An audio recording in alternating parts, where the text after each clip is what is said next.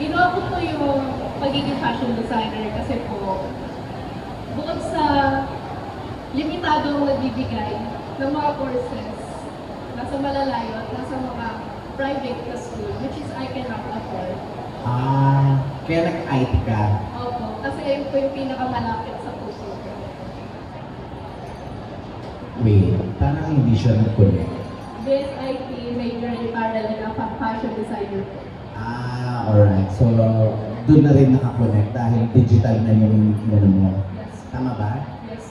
Okay. Anyways, tapos, pang ilang contest mo na to? Pang-apat na po. So, how's your experience? It's a fun experience kasi hindi lang ako nagko-compete just to prove my beauty and knowledge. Pero isa rin ito sa mga nagkakaroon po ako ng mga malalaking oportunidad sa buhay na hindi ko pa alam na kaya kong gawin. Do you think you're beautiful? Yes.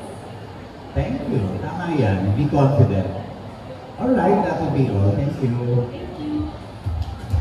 Once again, our global number 2, Nomo Hani Dumanda.